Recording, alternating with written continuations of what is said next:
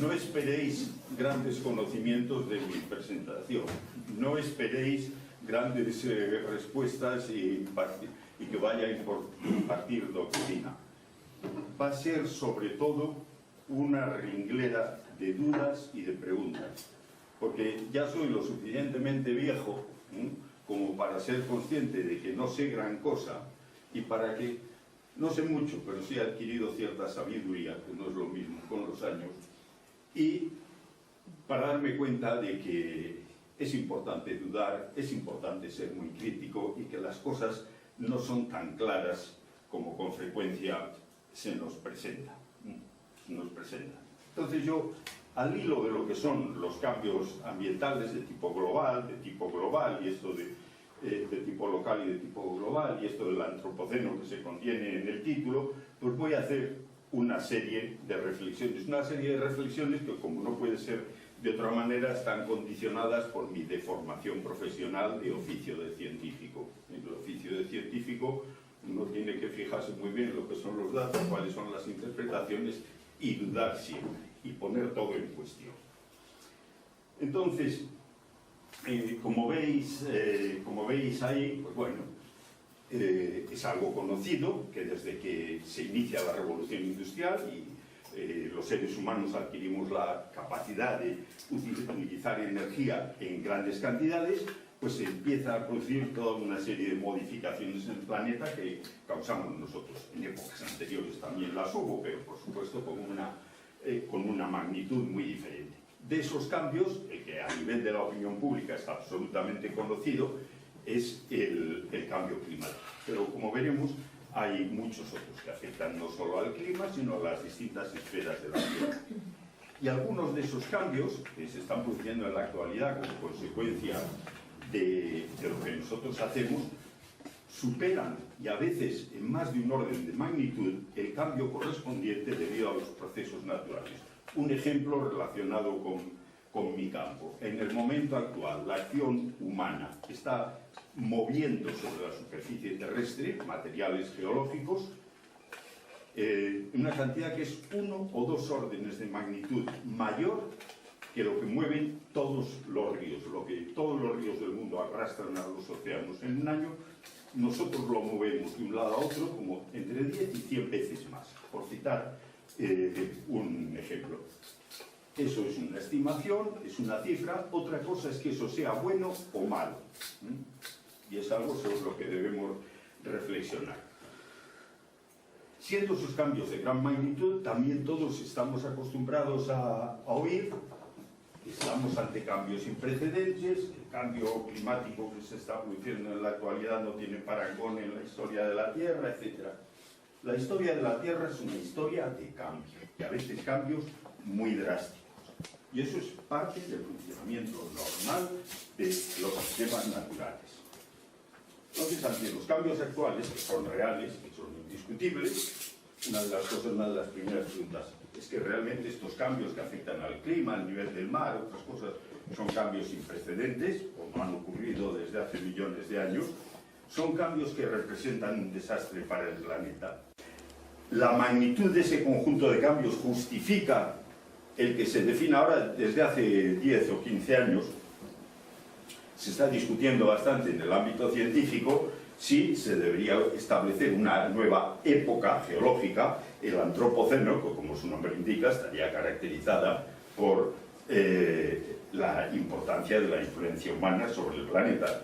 Y si a esto se le llama antropoceno, no se le llama antropoceno, se distingue una nueva época o no se distingue una nueva época, pues es simplemente algo de interés académico. Las cosas van a ocurrir de la forma que sea, independientemente de cómo las llamemos. Lo que puede no ser de interés académico es lo que eso implica en cuanto al funcionamiento del planeta y sus consecuencias para nosotros. Y hay toda una serie de cambios ante los cuales las personas que tenemos una actitud motivada por la conservación y la protección de la naturaleza, yo creo que conviene que analicemos cuáles son nuestras actitudes de una forma autocrítica. ¿En qué medida las opiniones que tenemos o que se transmiten a la sociedad o que se toman como algo establecido por parte de la sociedad, en qué medida eso está realmente basado en el conocimiento científico. En qué medida es simplemente el resultado de afirmaciones que se apoyan sobre todo en creencias que se aceptan porque sí. Con frecuencia yo veo que tenemos una cierta idea de superioridad moral, porque estamos tratando de defender al planeta, defender el bien público, y también me entran dudas si no estamos, en cierto modo, propugnando unos nuevos dogmas, ¿no? Y si no estamos tratando de hacer que nuestros gustos, nuestros valores, nuestras preferencias se acepten como algo generalizado. Y en ese sentido muy ilustrativa, y me gusta a mí esta cita de Einstein. Dice: mira con profundidad en la naturaleza y entonces comprenderás todo mejor. Entonces vamos a ver qué es lo que nos cuenta la naturaleza cuando miramos con intensidad y con cuidado. Y vamos a ver algunos cambios del pasado, alguno como este, que todo el mundo conoce, el impacto meteorítico del tránsito del Mesozoico al Cenozoico, que implicó la extinción del 70, al 80, al 90% de las especies que había en ese planeta. Eso lo describiríamos como una catástrofe ambiental o como un cambio ambiental drástico. La semántica no es neutra. Un término implica ciertas cosas y el otro otras. Sería un desastre para nosotros, un hecho afortunado. Gracias a ese impacto estamos aquí. Gracias a ese impacto tuvo lugar la desaparición de los reptiles y la eclosión de los mamíferos, y nosotros como consecuencia de ello. Entonces, bueno o malo, hombre, si hubiéramos sido dinosaurio, a lo mejor la cosa nos parecía poco agradable, pero siendo seres humanos, pues igual no fue tan mal. Pero otros cambios más recientes, no tan drásticos, relacionados con el clima, ya en tiempos mucho más próximos. Hace unos 20-25 millones de años se establece la circulación de la corriente circumpolar antártica y se forma el casquete de hielo de la Antártida. No había casquetes de hielo en el planeta desde hacía 200 y pico millones de años. De hecho, lo normal en la historia de la Tierra ha sido que no haya casquetes de hielo. El casquete ártico se formó en tiempos bastante más recientes, hace unos 3 millones de años, como consecuencia del cierre del Istmo de Panamá. Pero ojo, durante el Cuaternario, es decir, en los últimos 2,6 millones de años, hubo, como aquí se muestra, 50 ciclos de calentamiento y enfriamiento. Aquí se representa a partir de la relación isotópica del oxígeno. 50 ciclos con oscilaciones importantes. Por supuesto, en ninguna de estas cosas tuvimos nosotros ninguna influencia. Fueron cambios muy importantes para el planeta. Y estos, como es natural, estos sí que afectaron a los seres humanos. En el momento actual, en tiempos más recientes, y ya como consecuencia de cosas que nosotros hacemos, hay muchos cambios.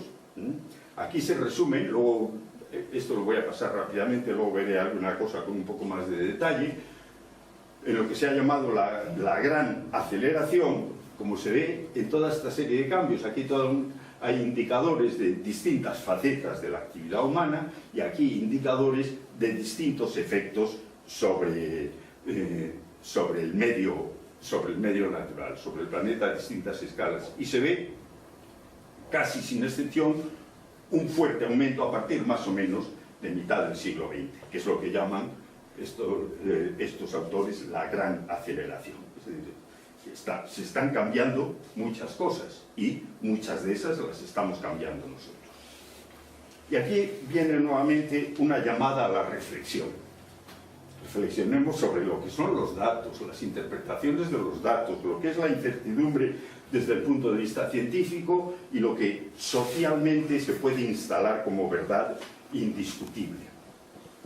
Y veamos si no se están creando estados de opinión a partir de usos de los datos que son erróneos, que son sesgados, pero que no están debidamente apoyados en las evidencias científicas.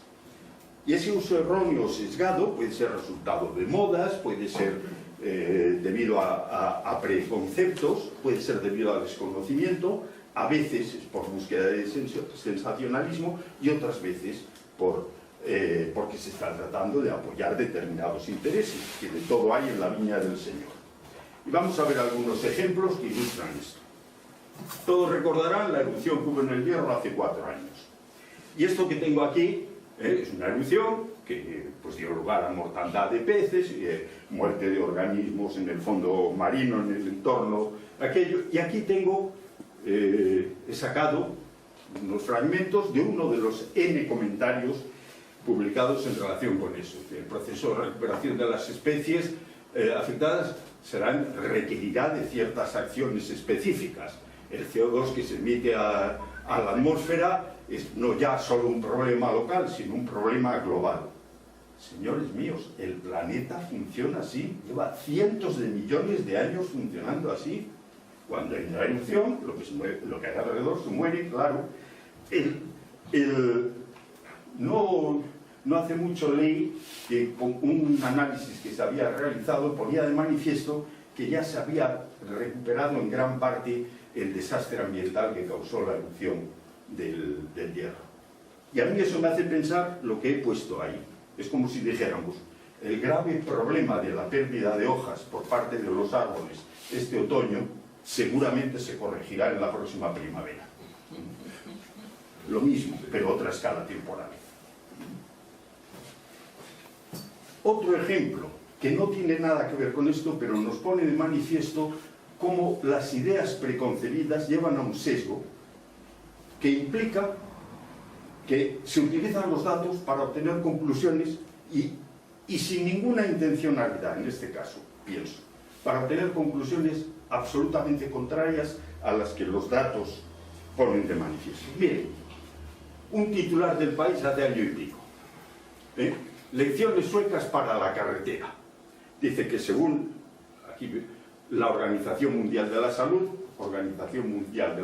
que se ocupa de la salud, y esto no es, evidentemente, dice, y que considera los accidentes de tráfico pues como considera cualquier otra enfermedad, su incidencia en la mortalidad, etc. Dice que por 100.000 habitantes ese año mueren 3 personas en Suecia y 5,4 en España. Luego los suecos lo hacen mucho mejor.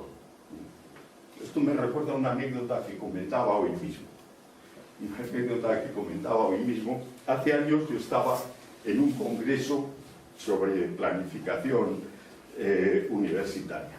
Estaba tomando unas cervezas con un colega danés y me decía, en Dinamarca, para planificar la educación, para planificar cualquier cosa, lo tenemos muy sencillo.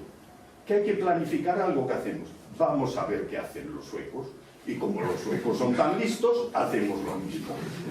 Bueno, pues como los suecos son tan listos, lo hacen todo mejor, claro. Y eso es lo que subyace en este artículo. Se da la tasa de mortalidad y se da, miren ustedes por dónde, el número de muertos por accidentes de tráfico y el parque de vehículos en esos países. Y se hacen unas consideraciones, lo que debemos hacer para hacerlo también como los suecos. ¿Todos esos datos que presenta son ciertos? Sin duda son ciertos, pero lo que produce accidentes son los coches, no las personas. En la isla de Tristán da Cunha, en mitad del Atlántico, que tiene 300 y pico habitantes, y creo que no tiene, si no estoy confundido, ningún vehículo de motor, el número de muertos por accidentes de tráfico es 0. Fíjense qué sorprendente. No hay, es el que mejor lo hace del mundo. Claro, lo que causa las muertes son los coches. Cuando uno hace una sencilla división, ve que por cada millón de vehículos, en Suecia anualmente hay 38,4 muertos y en España 36,13.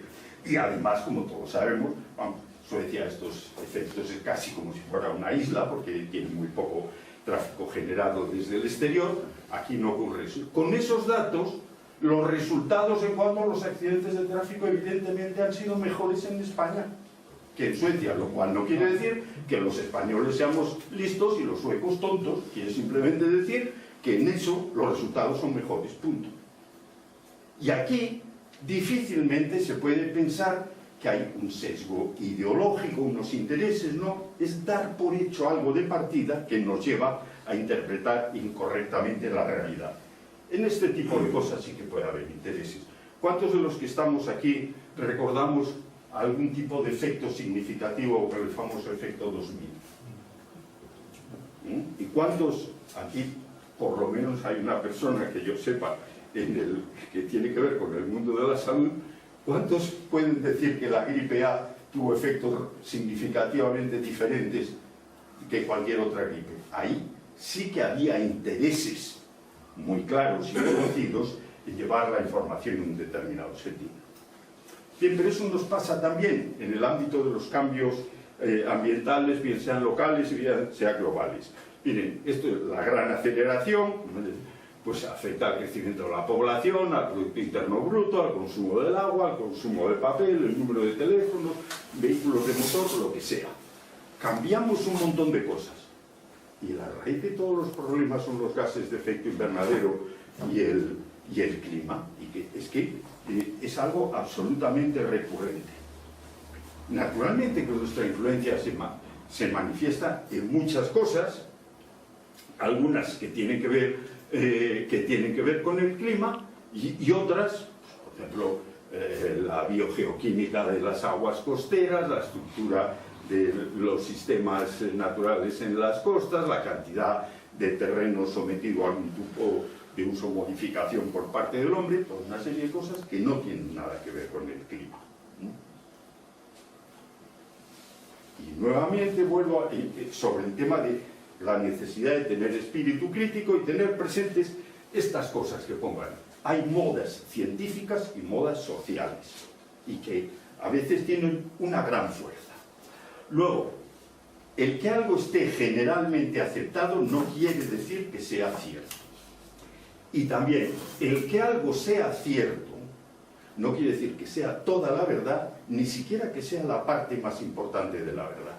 Y pongo aquí un ejemplo que está sacado de la historia de la ciencia, a mitad del siglo XIX, con las ideas actualistas. El actualismo era, bueno, pues, una idea que sigue perfectamente válida, es decir, analizando cómo funcionan en la actualidad los procesos geológicos, podemos interpretar qué fue lo que ocurrió en el pasado.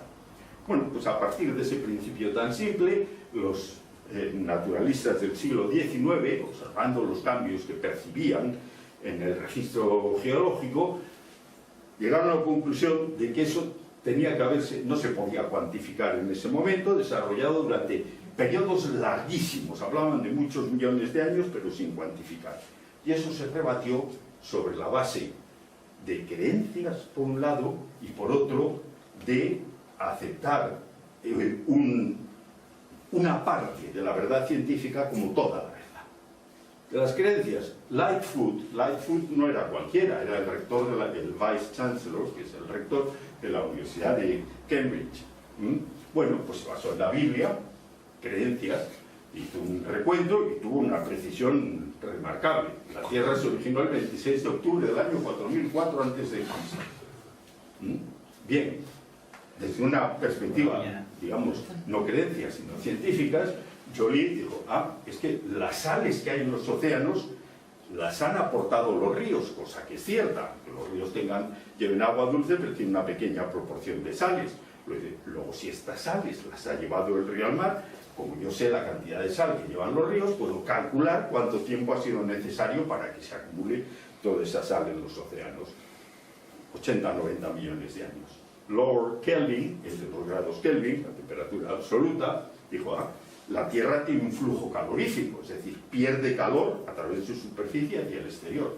Luego se está enfriando, luego partiendo de un modelo de enfriamiento, considerando una Tierra inicialmente incandescente y teniendo en cuenta la energía que pierde a través del flujo calorífico, yo puedo calcular cuánto tardó en enfriarse hasta la temperatura actual, 20 a 40 millones de años. ¿Esas dos cosas que decían son ciertas? Por supuesto Los ríos llevan la sal a los océanos, por supuesto, la Tierra pierde energía a través del flujo calorífico. Lo que pasa es que solo parte de la verdad. Las sales se acumulan en el océano, pero también se precipitan para formar rocas sedimentarias. Entonces no solo está entrando, sino que está saliendo. Luego el cálculo acumulativo nos sirve. En el interior de la Tierra se genera energía. Entonces, en ese momento no se había descubierto la radiactividad. O sí, se pierde energía, pero también se genera. Luego el modelo tampoco es válido. ¿Qué es lo que sabemos hoy? Que la edad del planeta son unos 4.600 millones de años. Eso era verdad, pero no era toda la verdad. Bueno, pues volvemos a cosas que nos resultan más próximas. Datos con respecto al cambio climático y al nivel del mar. Las emisiones de gases de efecto invernadero, la concentración de esos gases en la atmósfera, esto aumenta, como todos sabemos, y además, como se ve de una manera cada vez más rápida. Consecuencia de eso, también datos. Aumenta la temperatura media del planeta, aumenta el nivel del mar.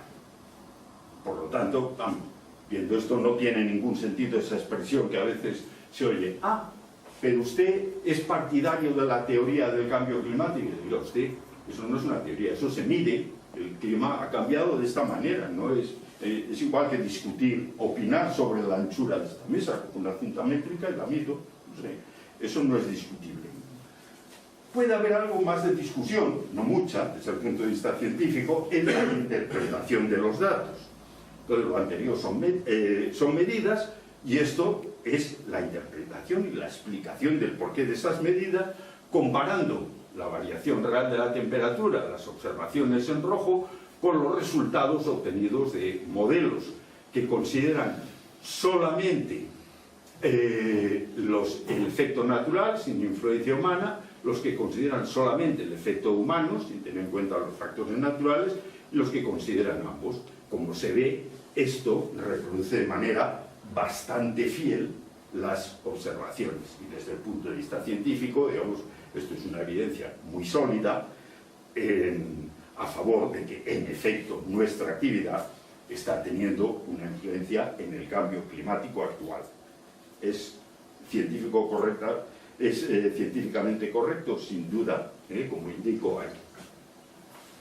Otra cosa distinta es, a partir de los datos y de la interpretación, dar el salto, extrapolar hacia la previsión. ¿Qué va a ocurrir?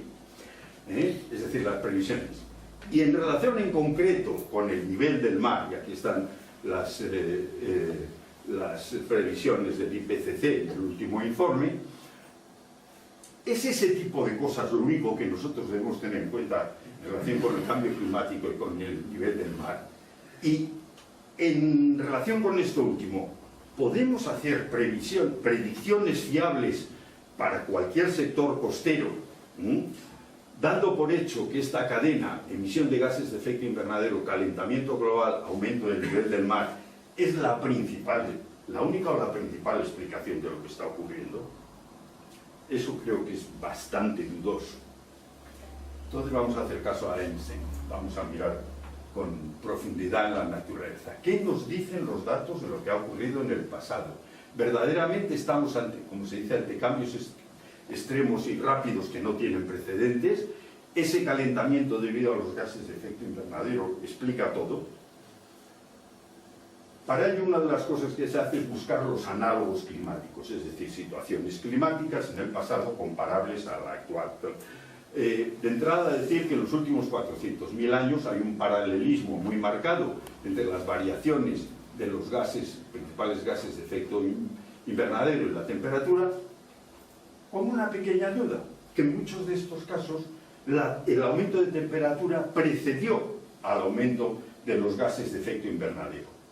Eso no casa muy bien con una relación causa-efecto. Puede enmascarar también, que es posible, un error en la precisión de las medidas. Y ese decalaje temporal puede ser real o puede ser el resultado de imprecisión en las medidas. Pero bueno, dos análogos climáticos. El OIS-5E, que es un periodo que tuvo lugar de 135.000 y 116.000 años antes del presente, tuvo unas condiciones climáticas y un nivel del mar comparable al actual, osciló varias veces el nivel del mar en esos momentos, con 10 metros de amplitud, y en el inicio tasas de aumento de 1 centímetro por año. Pero otro análogo, que es el inicio del interglacial actual, del Holoceno, que se inicia hace 11.700 años. Entre aproximadamente 6.000 y 7.000 años antes del presente, hubo momentos con ascensos del nivel del mar de 3 centímetros por año. Para comparar, aunque creo que lo pongo por ahí en otra diapositiva, en el último siglo ha sido 2 milímetros por año, en el último siglo. Pero además, es que en este periodo hubo 6 fases o 6 periodos de cambio climático acusado que no se reflejaron en variaciones del nivel del mar. Luego, hay algo ahí que no termina de encajar. Como antes decía, en el último siglo, ascenso en números redondos del nivel del mar a nivel global del orden de unos 20 centímetros, es decir, tasas de milímetros año en comparación con tasas de centímetros año, simplemente en ciertos momentos del Holoceno, del último periodo. Estamos hablando de una diferencia de un orden de magnitud. Y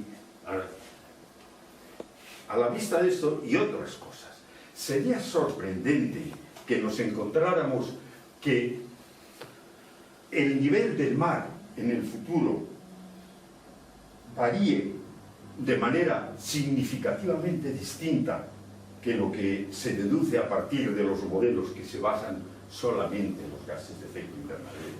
Yo creo que no sería nada sorprendente, y además veremos que los datos muestran que no es algo que quepa esperar. En primer lugar, en el clima influyen, por supuesto, los gases de efecto invernadero, pero también los cambios de uso del territorio, que varían el albedo, es decir, la capacidad de reflejar radiación por parte de la Tierra, las variaciones en la radiación solar que nos llega como consecuencia de cambios en la actividad solar, la actividad volcánica y los gases que emiten, los cambios en la circulación atmosférica y oceánica, la variación de los parámetros orbitales del planeta y la distribución de continentes y océanos. Estas cosas varían, algunas en escala de años y otras escalas de decenas de miles de años o de millones y decenas de millones de años. Y en el nivel del mar influyen muchas cosas.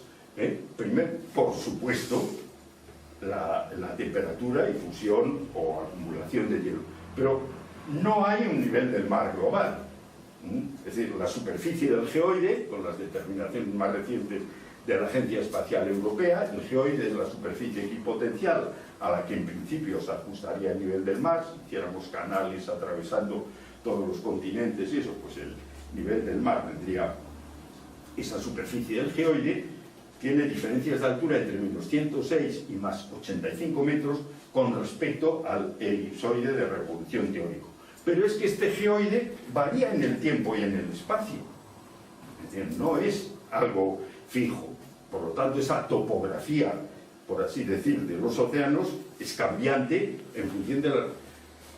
También varía, como consecuencia de fusión o acumulación de hielo, la cantidad, el volumen total de agua en los océanos, que se llama glaciostatismo.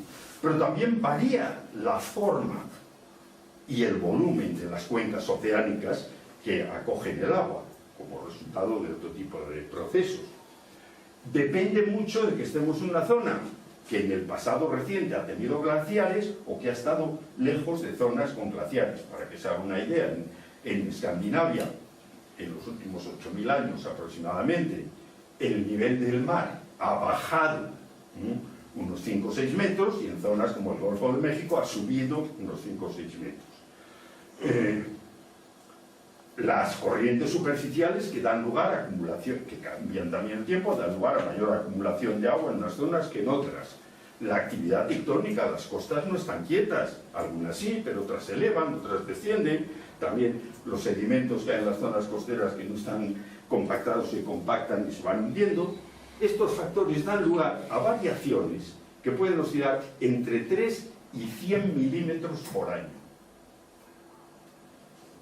¿Qué pasa? Entonces volvemos a los datos. Por ejemplo, caso concreto, ¿qué ha pasado en la costa un sector de la costa de la provincia de Cádiz, básicamente en los últimos 50 años. Bueno, hay sectores en los cuales la costa ha retrocedido por erosión más de 2 metros por año y otros en los que ha avanzado más de 2 metros por año, en 100 y pico kilómetros de litoral.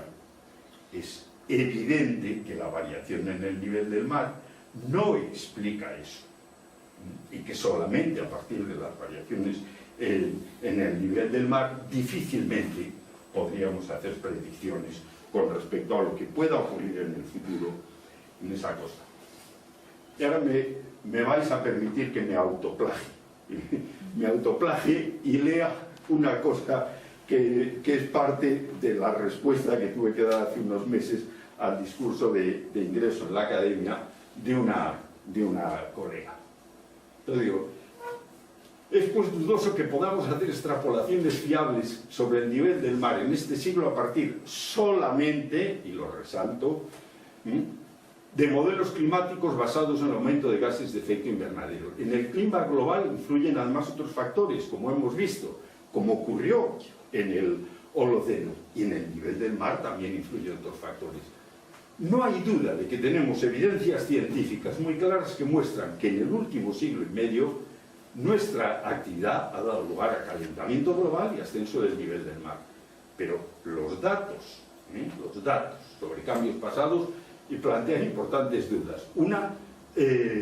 Importantes dudas sobre esa cadena de emisión de gases de efecto invernadero, calentamiento global, elevación del nivel del mar como única o principalísima explicación. No es que no influya, mucho cuidado. Otra cosa más dudosa es que sea la única o principal explicación. Lo que antes decía que en ciertos momentos el aumento de temperatura parece haber precedido a los gases de efecto invernadero, y otra, que las variaciones regionales o locales achacables a otras causas pueden ser bastante superiores a las que se prevén de acuerdo con los modelos. Con lo cual, el efecto de esto en comparación con las otras puede ser muy pequeño en casos concretos. Las proyecciones de los modelos climáticos también parecen infravalorar la gran variabilidad del pasado.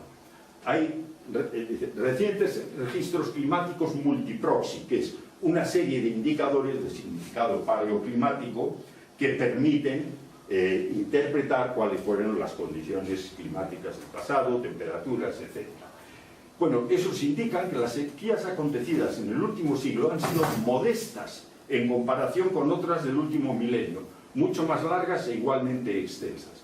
También que si bien en esta última década las temperaturas superan las de los últimos 1500 años, no han alcanzado las que se produjeron en la primera parte del Holoceno. Es decir, está fuera de dudas que el cambio climático de este último siglo es significativo. Tiene efectos sobre el nivel del mar, extinción de especies, riesgos naturales, etc. Pero muchos de esos efectos, y yo creo que esto es importante, que son lo que realmente nos debe preocupar del cambio climático. No que suba o baje un poco la temperatura. La consecuencia de eso es que necesitemos gastar más o menos energía, que se puedan desarrollar o no ciertos cultivos. Es decir, esos efectos son lo que realmente nos preocupa. Esos se producen por otras causas no climáticas y convendría plantearse si su mitigación no será más eficaz, actuando sobre esas causas en vez de actuar sobre la contribución humana al calentamiento. Pongo aquí algún ejemplo. La erosión de las costas, que es una cosa que sin duda está favorecida por el aumento del nivel del mar, en el momento actual en muchísimas zonas del mundo, por ejemplo aquí en la costa mediterránea, se debe sobre todo a la retención de sedimentos en los ríos por construcción de embalses y la falta de alimentación de las costas. La pérdida de humedales costeros, que es algo de lo que se anticipa como posible efecto de la elevación del nivel del mar, en Cantabria lo sabemos muy bien, tiene lugar sobre todo por rellenos, desecaciones, etcétera, que son mucho más fácilmente controlables. Problemas como el de la erosión del Laredo, del puntal del Laredo, mucho más que ver con los cambios en la ocupación y por lo tanto la falta de flexibilidad del puntal para adaptarse a condiciones dinámicas diferentes, que no por la elevación del nivel del mar. Pero también otras cosas, como el desplazamiento de especies. Bien, aquí varios ejemplos bien conocidos de especies invasoras: el mejillón cebra, la avispa asiática, que tan de moda está, el dengue en Sudamérica, el plumero. Todos estos desplazamientos de especies no tienen nada que ver con el cambio climático, están provocados por las redes de transporte de mercancías y de personas.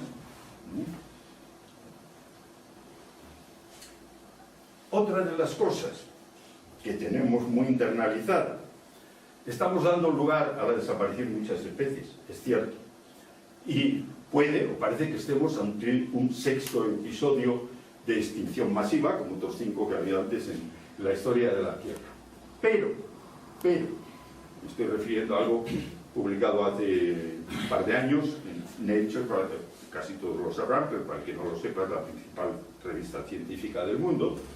Es probable que la aparición de nuevas especies como consecuencia de la hibridación por contacto entre especies nativas e introducidas, y por otras causas, constituya una de las características del Holoceno. Y aquí un dato de interés: en la mayoría, a mí personalmente me sorprendió, en la mayoría de las regiones del mundo ha habido aumentos netos del número de especies en las últimas décadas o siglos. Y en el caso concreto de Gran Bretaña, este autor, Thomas, da esa cifra. Se han ganado 1.875 especies no nativas como consecuencia de invasoras, hibridación, y no se ha perdido ninguna.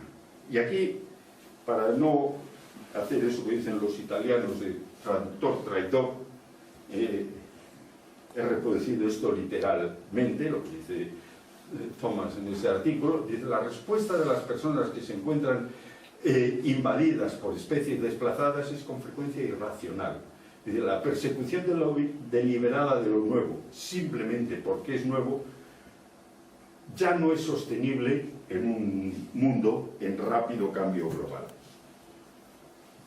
Pero pasemos a otro ámbito que me resulta más próximo, como entre los desastres naturales. Y aquí nuevamente también es muy importante tener presente la incertidumbre que hay en modelos, predicciones y en datos, y mucha cautela ante las verdades establecidas.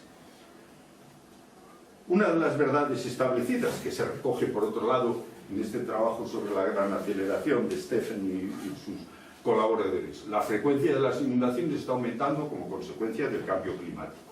Y de hecho, aunque esto lo he sobreimpuesto yo aquí en la figura original, pone como una de las manifestaciones del cambio climático en aumento en el número de grandes inundaciones. Yo aquí he resaltado otras dos cosas: el aumento de temperatura y el aumento de la cantidad de territorio, por así decirlo, domesticado, alterado por algún tipo de acción humana. Y realmente esto es cierto. Miren ustedes, en la segunda mitad del pasado siglo, las precipitaciones en distintas regiones del mundo han variado poco, tanto la precipitación total como la frecuencia de lluvias intensas, que da lugar, como todos sabemos, a inundaciones o deslizamientos. Y además en unas zonas ha aumentado un poco, en otras ha disminuido un poco y en otras prácticamente no ha variado. En ese mismo lapso de tiempo, la frecuencia de desastres producidos por inundaciones y deslizamientos de tierra se ha multiplicado por un factor entre 3 y 40. Y también el Producto Interno Bruto. Aquí tienen para estos 4 continentes. El Producto Interno Bruto, y refiriéndome un poco a lo que decía antes José sobre indicadores ambientales, es un indicador simple, pero que integra el conjunto de nuestra actividad. Porque el Producto Interno Bruto, no per cápita, sino en total, el resultado del número de personas que somos, nuestra capacidad económica y nuestra capacidad tecnológica. Y eso se relaciona de manera muy estrecha con nuestra capacidad de modificar la superficie terrestre. Pues el clima no parece, digamos, las lluvias no parece que hayan variado mucho como posible causante de eso, y la acción humana sobre la superficie terrestre parece que sí. Y entonces, ¿qué es lo que está propiciando el aumento de las inundaciones? ¿El cambio en el clima o lo que se llama el cambio geomorfológico global? La alteración de la superficie terrestre, que se manifiesta aquí, por ejemplo, en el aumento de la cantidad de sedimento que se deposita en distintas zonas, o el aumento en la frecuencia de este tipo de procesos, como las inundaciones, que es lo que se representa aquí en azul. ¿Es el clima o es lo que estamos haciendo a la superficie sólida de la Tierra? Pero mucho cuidado también con los datos. Mira, una de las verdades establecidas. Hace unos días yo he leído, se ha publicado un artículo de un grupo de investigación en Estados Unidos que hace una previsión de que, de seguir al ritmo actual, en 300 y pico años, habremos eliminado todos los bosques del mundo. Hay una disminución acelerada de los bosques en el mundo y lo aceptamos como tal. Hace poco leí un editorial, nuevamente de Nature, que en el ámbito científico es, repito, posiblemente la fuente más fiable, no que sea la Biblia y la verdad absoluta. Y dice, la tecnología de detección existente ofrece observaciones relativamente groseras sobre la cobertera y el uso, sobre el cambio de cobertera y de uso de la tierra. Lo que significa que las evaluaciones que hacemos sobre esto son con frecuencia poco más que buenos ejercicios de adivinación. Entonces, ¿estamos tan seguros de que de que hay esa disminución acelerada de los bosques? Tal vez sí, pero tal vez no. Entonces, esas dudas tienen consecuencias muy importantes para estimar el balance de CO2, el cambio climático, pero también para estimar la magnitud de las tendencias de ese cambio geomorfológico global y sus efectos sobre los riesgos naturales, a lo que yo decía. Y sigo aquí con el autoplagio. Digo, las modas propician que ante problemas debidos a causas múltiples y complejas se adopten posturas basadas en una sola de esas posibles causas, no necesariamente la más importante. En el caso de las distintas manifestaciones del cambio global resulta habitual y conveniente atribuirlas al cambio climático. Es una explicación sencilla, todo el mundo la entiende, se acepta socialmente bien y además es muy útil porque la responsabilidad recae sobre la comunidad internacional y nadie puede agarrar el teléfono y llamar a la comunidad internacional. Este es el cambio climático y la comunidad internacional lo que quiere que haga, ¿no? El aumento de desastres por inundaciones y deslizamientos de tierra se suele considerar consecuencia del cambio climático, y eso es lógico.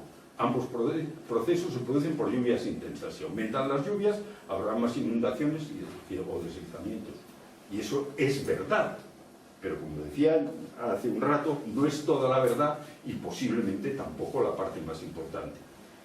Las inundaciones y deslizamientos se deben a la interacción entre la lluvia y la superficie terrestre, un agente desencadenante y unos factores condicionantes. Es cuando menos poco cuidadoso desde el punto de vista científico considerar mente solo una de las variables, el clima, la lluvia. El aumento se producirá también si no cambian las lluvias, pero sí los factores condicionantes, y los datos sugieren que eso está ocurriendo.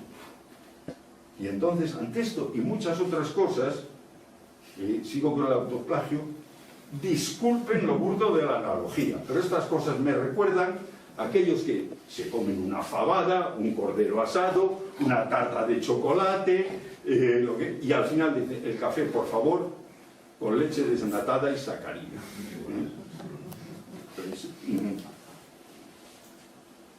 Ya para ir terminando. Y luego otras cosas que nos llevan a temas, asuntos que nos tocan más directamente, la calidad ambiental. Si yo les preguntara aquí, ¿qué zona de estas, qué imagen de esta revela mayor calidad ambiental? Pues estoy seguro que prácticamente todo el mundo diría esto, que corresponde al glaciar Benito Moreno, y aquí hay mucha degradación ambiental. ¿Y qué es eso de calidad ambiental? Calidad ambiental es algo que tiene una única dimensión y es equivalente a grado de naturalidad. Si esta es la máxima, estas son expresiones de máxima calidad ambiental, estaríamos todos deseando ir a vivir allí. Pero claro, la calidad ambiental se relaciona también con otras cosas, se relaciona con la capacidad del medio para desempeñar las distintas funciones que necesitamos o que utilizamos, no solo una. El medio funciona como fuente de recursos, como suministro de residuos, soporte de nuestras actividades, proveedor de una serie de servicios ambientales y, por supuesto, como para ofrecernos la naturalidad que nos proporciona toda una serie de satisfacciones no materiales muy importantes. Pero por desgracia en esto, como en otras cosas en la vida, no hay nada perfecto y siempre es un toma y daca, y el uso de alguna de esas funciones implica conflictos con otras. Entonces, a veces queremos aprovechar una, pero bloqueamos el uso de la otra. Pero la calidad ambiental tiene que ver con todas esas cosas. Necesitamos recursos, necesitamos servicios ambientales, necesitamos espacio para nuestras actividades. Esto no me voy a detener sobre ello, pero la naturalidad no es el único criterio de calidad ambiental. Tenemos que tener en cuenta esas funciones, tenemos que tener en cuenta las interacciones entre los seres humanos y el medio natural, y tenemos que tener en cuenta los distintos componentes del medio.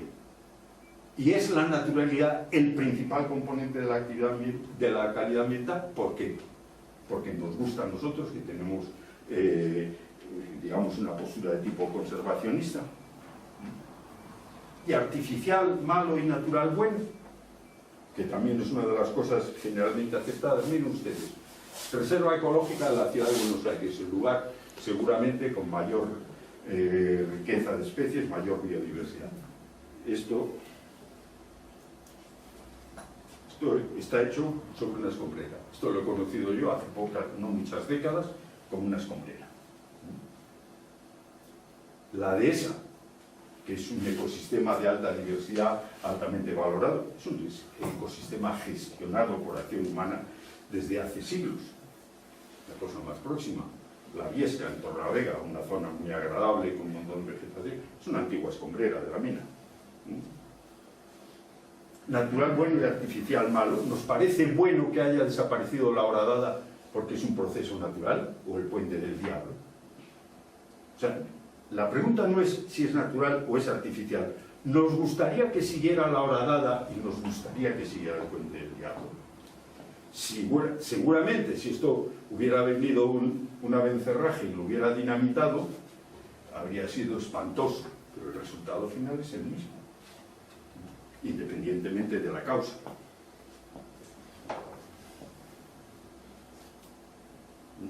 Autóctono bueno, alóctono malo. Patatas, tomates, pavos. Nos parece que nos han causado un gran problema en Europa. Vacas o viñedos han causado un gran problema en América. El anófeles y la víbora son naturales. La rosa es artificial. Debemos descartar la rosa y fomentar la extensión del anófeles.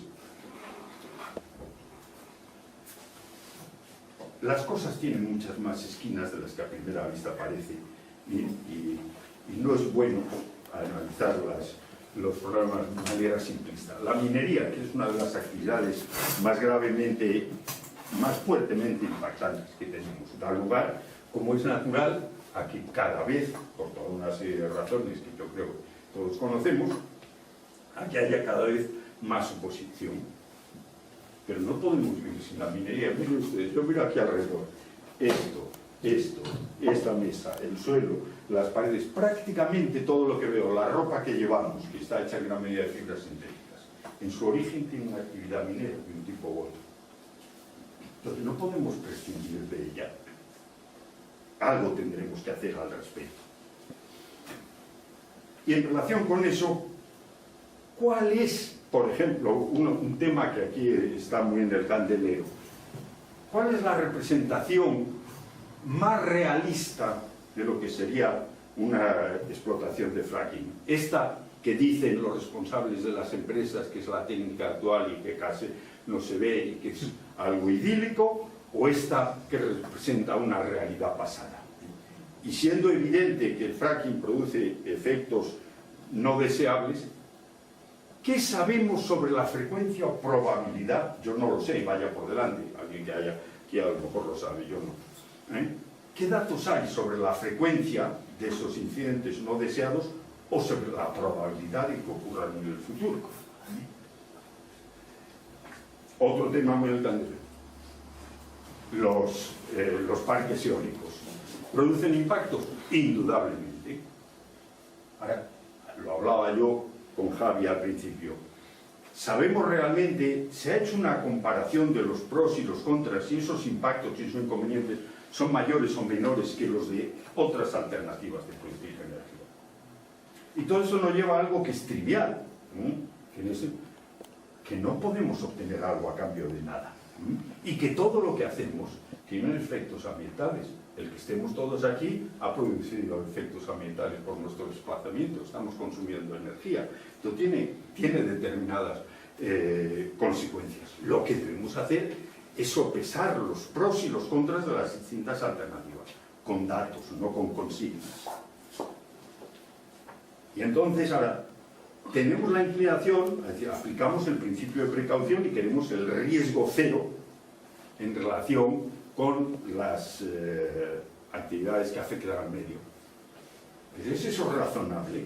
Mire, conocemos la disputa sobre las vacunas. ¿Hay algún caso de vacunas que haya producido efectos negativos? Sin duda.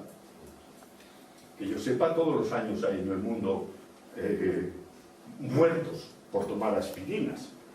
Hay muchos alimentos que producen daños a personas. Las abejas, ni digamos. Si no estoy confundido, anualmente mueren más personas en España por picadura de abejas que por mordedura de víboras, por ejemplo. Los coches, ya ni con el uso de la electricidad,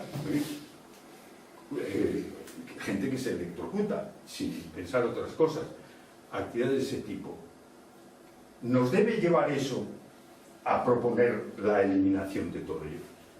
Tal vez no. ¿Qué pasa? Que es que hemos llegado a la conclusión de que se puede aceptar un determinado nivel de riesgo. Yo no sería capaz de decir cuánto ni en qué ámbito, pero lo que es fundamental es considerar la frecuencia y la gravedad de los efectos negativos de algo y de las posibles alternativas. Tener presente que un deterioro temporal no es equivalente a un perjuicio permanente.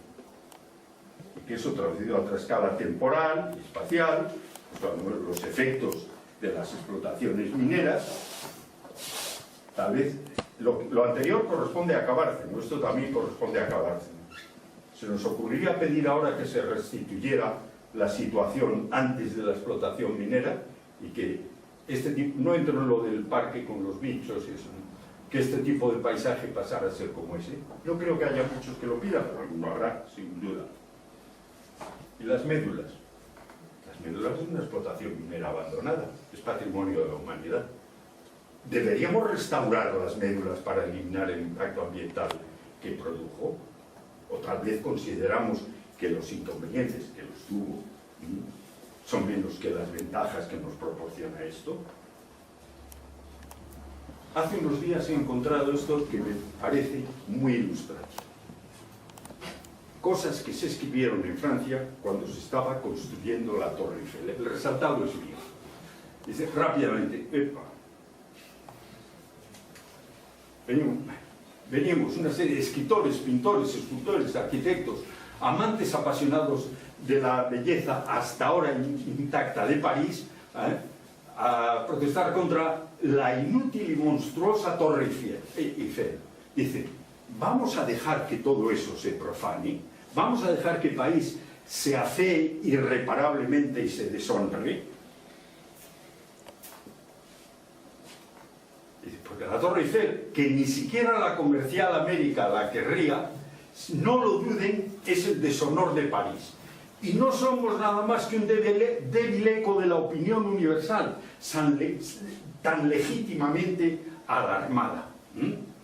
Dice, hay que figurarse por un instante una torre vertiginosamente ridícula, dominando París como una negra chimenea de fábrica, aplastando... No pasa nada. Aplastando con su masa bárbara Notre Dame, la Saint-Chapelle, la Torre de Saint-Jacques, el Louvre, los Inválidos, el Arco de Triunfo. La veremos alargarse como una mancha de tinta,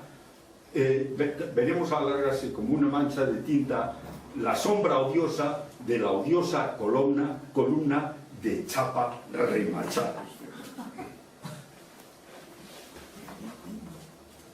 Traduzcamos esto a nuestro entorno y la situación actual. Lo que es interesante en relación con esto, no somos nada más una serie de personas que con toda la mejor intención y la mejor voluntad, indudablemente, son eco de la opinión universal. Bien, volvamos. Tenemos esto y esto, que son elementos que procuramos proteger. ¿Por qué? Seguramente porque están ahí. Pero ese es un argumento solo. Esto, sin embargo, que no está ahí, tiene, aparte de eso, mayores méritos o deméritos. Y yo me pregunto, en muchas de estas cosas, ¿no será que nos resistimos a que cambie nuestro entorno familiar y conocido? Yo me imagino que si la grúa de piedra no estuviera ahí y alguien propusiera construirla, no tendría mucho éxito su propuesta. Bien, en todo lo anterior yo creo que es bueno tener presente que decir cierta cosa no implica otras, que aquí pongo como ejemplo. Entonces, decir que el efecto invernadero tal vez no es lo más significativo en relación con las consecuencias del cambio climático, no quiere decir que no haya que reducir los gases de efecto invernadero. Que el cambio climático posiblemente no es el principal responsable de las inundaciones, no quiere decir que no influya en las inundaciones. Que tal vez estemos produciendo más especies que las que extinguimos, no quiere decir que debamos evitar la extinción de especies.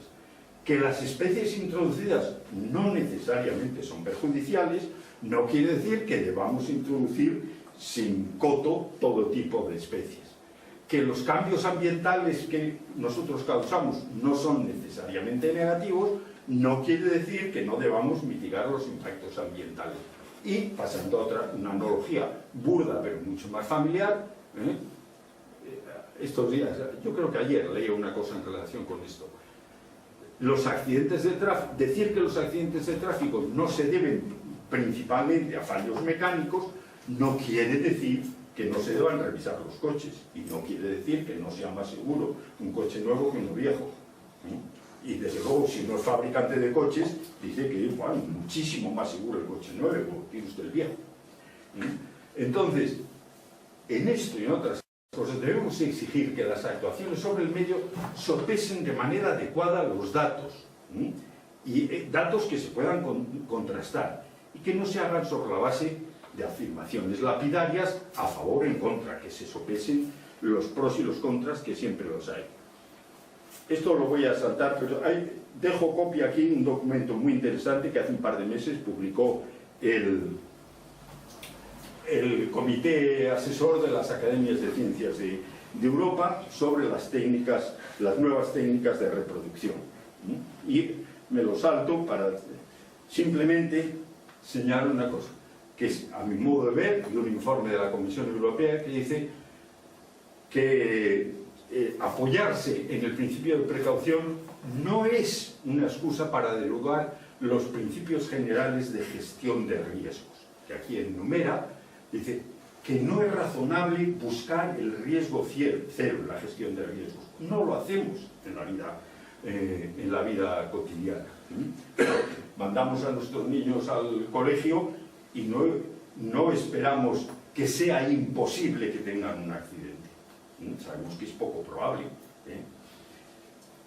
Y luego, que una de las cosas que se debe hacer en todos los casos es añadir los beneficios desde el punto de vista económico y de otros puntos de vista, evidentemente, incluyendo la ambiental. Como resumen, y para terminar, parece claro que en cuanto al funcionamiento del planeta, por los cambios que hemos introducido, hemos entrado de lleno en esa nueva época, en el antropoceno. El funcionamiento del planeta está en gran medida, en el momento actual, condicionado por nosotros. Y eso implica riesgos y oportunidades. No solo riesgos, también oportunidades. Y debemos tratar de mitigar los riesgos o aprovechar las oportunidades, pero sobre la base del conocimiento, no sobre la base de los dogmas. Y para terminar, una cita de Somerset Maugham en El filo de la navaja, que dice: nada en el mundo es permanente, y seríamos estúpidos si esperamos que cualquier cosa perdure, pero seguramente seríamos más estúpidos si no nos deleitamos con ello mientras lo tenemos. Si el cambio es parte de la esencia de la existencia, uno pensaría que es sensato hacer de él la premisa de nuestra filosofía. Nada más, muchas gracias.